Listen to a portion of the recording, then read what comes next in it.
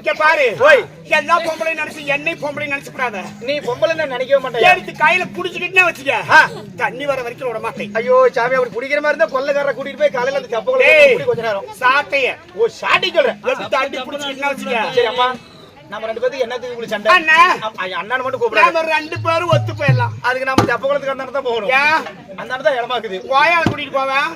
நீ தாண்டி போலாம்னா மானம் கட்டவன ஓய் அண்ணா. ஆமாம்மா, நம்ம சமாதானமா போயிடலாம். நம்ம அப்படியே 2 பேரும் ஒத்து போயிடலாம். சரி அம்மா. ஏ கோமாளி மாமா, ஓய் வார இங்க வர என்ன நோக்காடோ தெரியல. வாங்க வந்தது வந்துங்க. அந்த பிள்ளைய பாத்து வெள்ள கிழங்காட்டங்கற சாண்டாளா பிள்ளைய பாத்து ரசிச்சு ஒரு பாட்டு பாடி கிழங்காட்டங்கறனா. கிழங்கு மாதிரி இருக்கறப்பா. நான் கிழங்கு மாதிரி இருக்கறனா.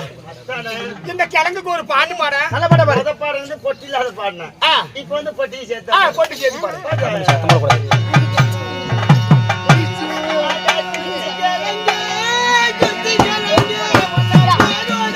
நந்தகுமார் மாத்தா பசுமார் மாடு.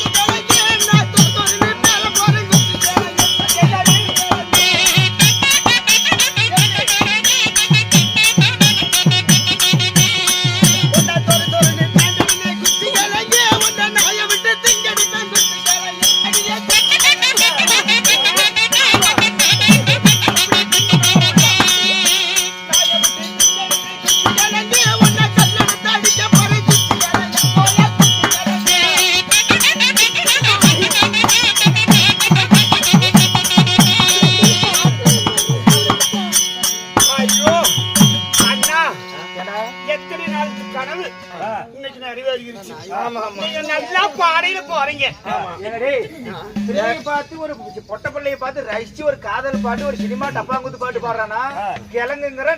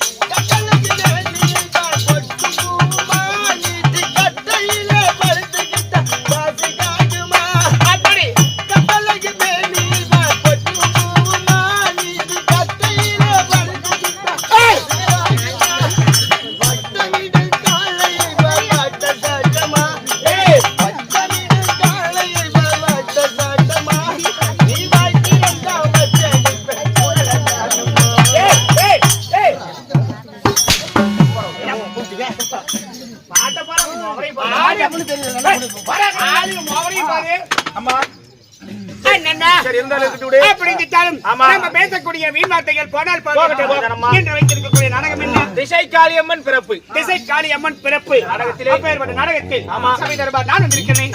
நான் யாரு விட்டு பாப்பா? நீங்க யார விட்டா பாப்பா சொல்லட்டா? தெளிவா கேளு.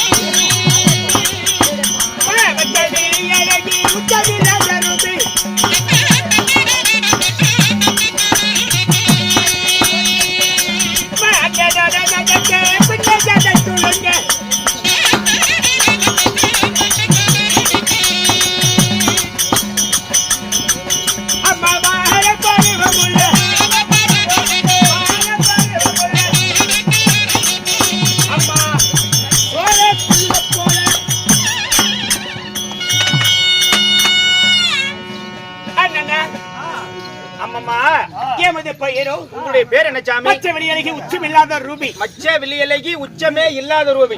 அண்ணன் நலநடக்க என் பின்னே ஜடை குலுங்கிட. பின்னே ஜடைகள் குலுங்கிடு. எமது பெயரோ உங்களுடைய பெயரோ ரேவதி. உங்களுடைய பெயரோ ரேவதி. ஆமா. ஆனா நம்ம கொள்ளக்கார குத்திய பேரு ரேவதி தான். ஏய், ஏன்டா நீ எல்லாம் பாறையில போக மாட்டேங்கிற? இல்ல போவன் சாமி காலையில ஒரு 6 மணிக்கெல்லாம் போயிடுவேன். ஏன்டா இப்படி அக்கிரமத்தின் அறிகிற கோபாலி? ஏன் என்ன பண்றது நேரம் அப்படி நம்மளுக்கு. டேய் சொல்றத கேளுடா. இதே போட பொண்ணுக்குதா என்னை சாவன்னு தெரியல. அண்ணா உங்களுடைய பெயரோ ரேவதி. அப்படி இந்த காலம் உங்களை பெற்றெடுத்த தாய்தர்கள் யாரு? நான் எப்படி ஜனனித்தேன்? நீ எப்படி பிறந்த? நான் பிறந்தது ஒரு தேவர் பிண்டமா. தேவர் பிண்டம். ஏய், தேவண்டமா பிண்டமா இல்ல மானிட பிண்டமா? மானிட பிண்டமா? சொல்லட்டா? சொல்லு. கேளு.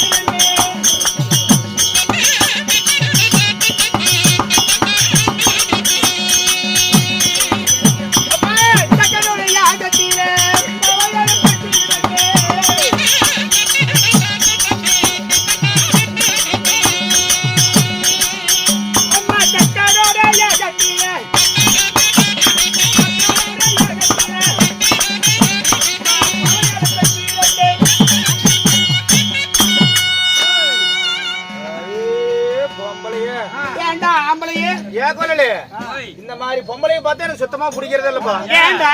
இந்த மாதிரி பொம்பளைனால தான் நான் ஓமலூர் பஸ் ஸ்டாண்ட்ல அடி வாங்கிட்டு வந்தேன். ஏன் ஏன்னு கேப்பேன். ஏன்டா? ஒரு 10 நாள் இல்ல 15 நாள் இருக்குமா நம்ம சேலத்துக்கு வந்தாலும் கூத்தாடணுமே. ஆமா, சேலத்துக்கு வந்தாலும் கூத்தாடணும். நேரா சேலம் ரொம்ப எடுத்துட்டு புது பஸ் ஸ்டாண்ட் வந்தீங்க. வந்த உடனே சம்பளத்தை போட்டு என் சம்பளத்தை என்கிட்ட கொடுத்துட்டீங்க. ஆமா, ஊமனத்தை வாங்கிட்ட. எத்தனை பேர்த்த ஊமனது? உன்னுடைய பணத்தை. உன் பணத்தை வாங்கினது? ஆமா. ஓய் ஓய், பணத்தை வாங்கிட்டு வாங்கிட்ட. வாச்சா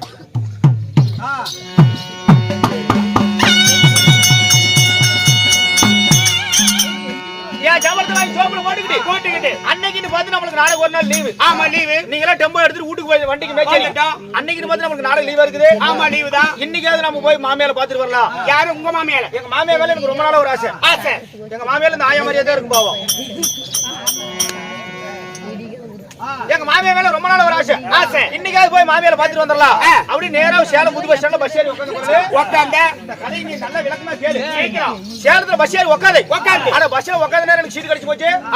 நல்ல விடிய உங்ககிட்ட வாங்க அடிக்கும் விடாத கூத்தாண்ட கலப்புக்கும் அசதிக்கும். சீட்ல உட்காந்த உடனே எனக்கு தூக்கம் வந்துருச்சு. நல்லா கம்பி சாஞ்சி நல்லா தூங்கி போயிட்டு பஸ்ல ஏகப்பட்ட கூட்டம் ஏறிச்சு. பஸ் நேரா ஓமலூர் வந்துச்சு. ஆனா ஓமலூர் பஸ் ஸ்டாண்ட் வந்த உடனே இறங்கூட கூட்டம் இறங்குது, வேற கூட்டம் ஏறுது. அந்த ஏறின கூட்டத்துல நல்லா பெரிய பொம்பளை தாச்சு ஒரு பொம்பளை உன்ன மாதிரி என்னோட குண்டு நல்லா பெரிய பொம்பளை ஏறி வந்து என்ன பண்ணிச்சு, அடியில சீட்ல தூங்கி இருக்கிறது தெரியாது. என் பக்கத்துல இப்படி கம்பி சாஞ்சி நல்லா நின்னுச்சு. கண்டக்டர் முன்னாடி நேரா சீட் அடிச்சு வந்தாரு. உடனே அந்த பொம்பளை பார்த்து ஏமா பொம்பளை தச்சு ஒரு பொம்பளை இருக்கிறீ, பஸ் புளி வேகமா போயிட்டு இருக்குது, பிரேக் அடிச்சு கீழே உண்டு போயிட்டீங்கன்னா பஸ் வேற கட்டு போயிருமில்ல, கை தூக்கி ரெண்டையும் கம்பி புடிமா இப்படி புடிக்க சொன்னாரு அப்படின்னு கண்டக்டர் அந்த பொம்பளை கிட்ட சொல்ல உடனே அந்த பொம்பளை நினைக்கிறான் கண்டக்டர் போவோம் நம்மளுக்கு நல்லதான் சொல்றா அப்படின்ட்டு கையை ரெண்டு இப்படி தூக்கி மேல கம்பியை பிடிச்சிச்சு. இந்த பொம்பளை கம்பியை பிடிச்ச நேரம் கீழே கரை சாக்கிட்டு போய் ரெண்டு புதக்கன்னு கல்லிடுச்சு. ஓ இப்படி மேல தூக்கணும்னு சாக்கிட்டு கல்லிடுச்சு. புதக்கன்னு கல்லிட்டு அது சாரண்டி போட ஏன் தலைமையில விழுவுறதா? எனக்குன்னா தூக்கம் கப்புன்னு தெளிஞ்சு வச்சுக்கோங்களே.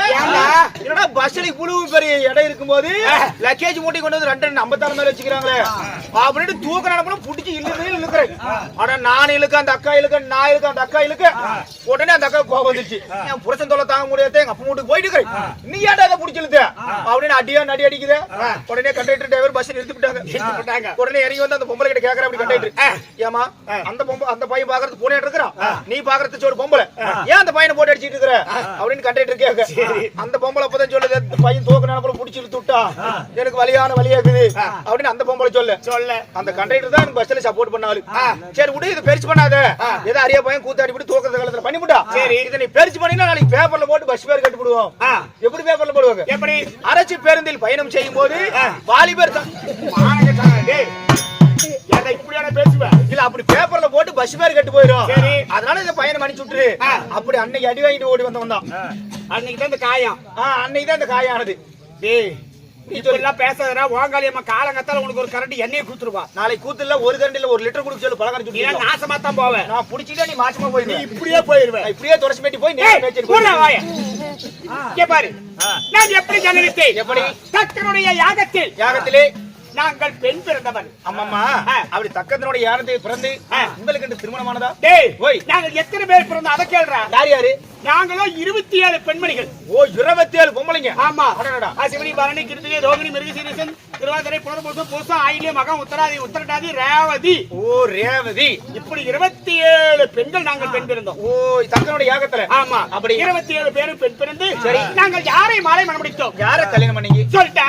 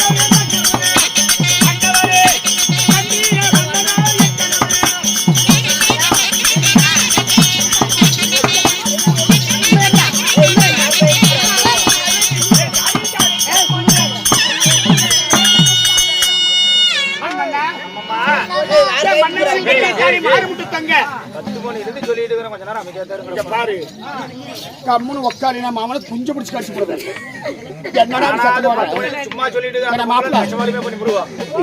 ஆமாம்மா, என்னை தொட்டு தாலி கட்டிய உங்களுடைய கணவர் யாரு? மன்னவர் யாரு? அங்க இரவிலே வெளிச்சம் தரக்கூடிய ஆமா. மதி என்று சொல்லக்கூடிய ஓஹோ, சந்திர பகவான் அடி. ஓ, கணவராகப்பட்டவர் சந்திர பகவான். ஆமா. ஏமாம்மா, ஆ. உங்களுடைய கணவர் சந்திரன் சொல்றீங்க. ஆ. இன்றைய தினமாக உங்களுக்கு கண்ணம்மா சந்திர பகவானை மாலையிட்டு ஆ. நாங்க இன்ப சுகத்தோடு வாழ்ந்து வருகிறோம். வாழ்ந்தாலும், அப்படி இருந்தாலும், இந்த தினமாக ஆ. இதற்கு அதிசீக்கிரமாக ஓடோடி உங்கள் வந்திருக்கிறேன். கணவராக கூடிய சந்திர பகவான் அழைத்து சொல்லியிருக்கிறார். அப்படியா? ஆமா. என்னுடைய அக்காவாகப்பட்ட சரி. ரோகிணி அரண்மனையில் இருக்கிறார். நான் அழைத்ததாக சரி. அக்கா அழைத்து வா. சரி, அழைத்து நான் இருவரும் சென்று பார்க்கிறோம். அப்படியே ஆகட்டும். ஓடி. கேளுங்கள் சகோதரரை. அதே நேரத்தில் ரோகிணியாகப்பட்டவள் சபைக்கு வருகிறார். அவரால் வருஷம் என்ன?